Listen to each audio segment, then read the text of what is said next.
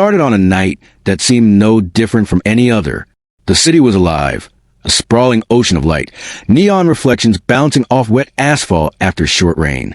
The air carried the mingled smell of gasoline, fried food, and the faint sweetness of rain-washed concrete.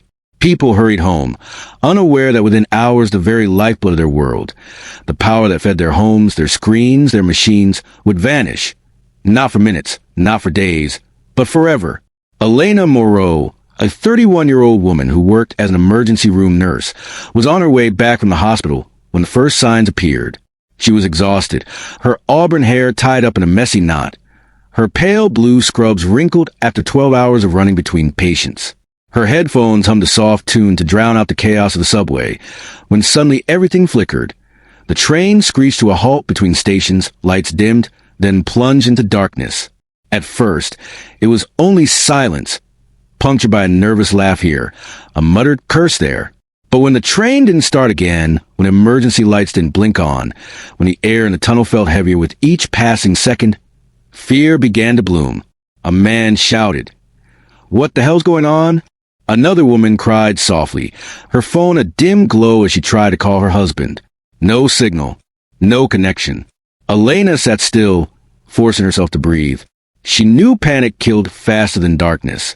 She whispered to the woman beside her, "We'll get out. Just stay calm." After an hour, with no announcement, no light, people forced open the subway doors. Together they climbed into the suffocating tunnel, flashlights and phone screens guiding them. Elena helped an elderly man walk, her training instinct taking over. When they finally reached the surface, the city above stunned them. Every skyscraper, every streetlight, every glowing advertisement, dead. The skyline, once glittering with electricity, was nothing but a jagged silhouette against the starless sky. New York had gone dark. At first, people thought it was a massive blackout. They waited for the grid to recover. But hours stretched into dawn and still no light returned. Cars clogged intersections, their headlights fading as batteries died. Phones drained one by one. Screens going black, leaving millions stranded without connection. By the second night, fear thickened into dread.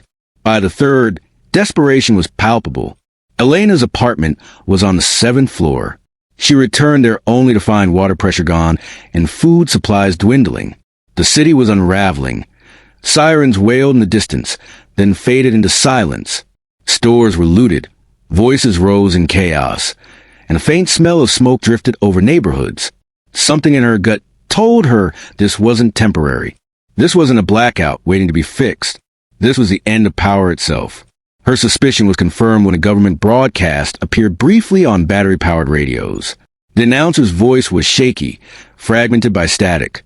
Unidentified event, worldwide, total collapse of power systems. Not temporary. All nations affected prepare indefinite. The broadcast cut. That was the last official word Elena ever heard. Days became weeks. Humanity's fragile web of lights and screens disintegrated into a raw, feral scramble for survival.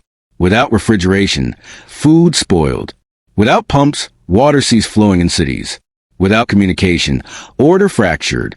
Elena joined a small group of survivors she had helped in the subway. Marta, the weeping mother she comforted. Daniel, a quiet software engineer whose knowledge of practical mechanics proved vital. And two brothers, Malik and Jonah, street-smart and resourceful.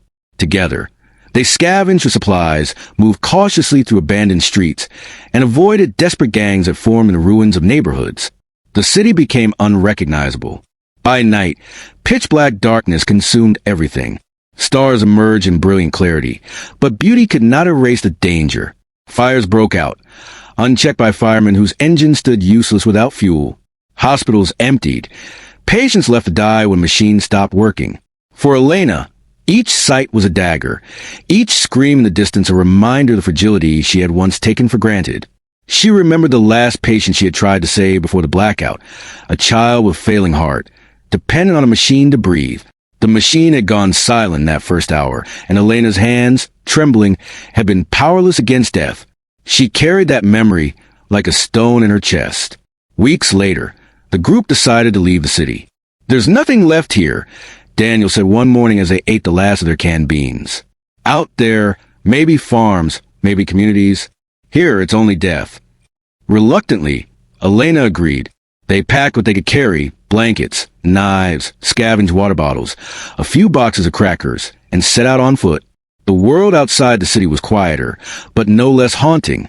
Roads were littered with abandoned cars. Gas stations were ghostly shells. The once busy highways stretched like veins of emptiness. Towns they passed through were hollow, sometimes charred from fires, sometimes eerily untouched but looted. Human voices were rare, and when they did hear them, they stayed hidden because not every survivor was friendly. One night, as they camped in the ruins of a farmhouse, Elena couldn't sleep. The stars above were beautiful, infinite, but her heart was heavy. She thought her family, her mother, who lived states away, whom she could no longer reach. Were they alive? Were they hungry, afraid, or had they already fallen to the chaos? Marta, sitting beside her, whispered, Do you think this will ever end?" Elena shook her head slowly. "Not the way it was. That world is gone. We can only build something new now if we survive long enough." Their journey stretched into months. Seasons shifted, the warmth of summer giving way to the biting cold of autumn. They learned to fish, to hunt small animals, to light fires with flint. Elena's hands, once trained to hold scalpels and syringes, became callous from chopping wood and skinning rabbits. She grew lean, her once bright eyes shadowed with the weight of survival. Yet amid the struggle, moments of humanity glimmered. She laughed when Jonah told stories of his childhood, when Marta sang lullabies by the fire though her children were gone, when Daniel shared scraps of old poetry from memory. Life had shrunken to bare survival, but it was still life. The greatest test came one winter, when they stumbled upon another group. These strangers were not like them. They were armed, hostile, desperate. A confrontation erupted. Malik was injured, his leg slashed in the fight. They barely escaped, dragging him through the snow. Elena worked tirelessly to treat the wound with nothing but boiled water, torn cloth, and herbs they had scavenged.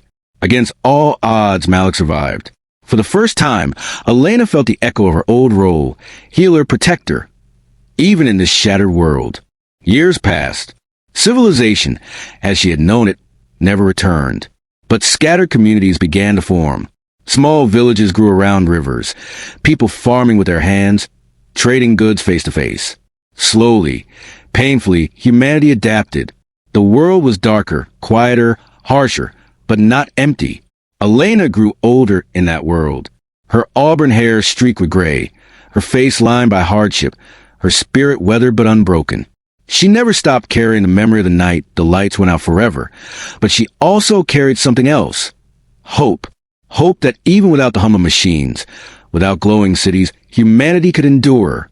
One evening, many years later, she stood at the edge of a field where children laughed as they chased each other in the dusk. The sun dipped low, painting the sky with orange fire. For a moment, she closed her eyes, hearing not the roar of engines or the buzz of neon, but the pure, unadorned sound of life. She whispered to herself, "The lights may be gone, but we are still here." And that, she realized, was enough.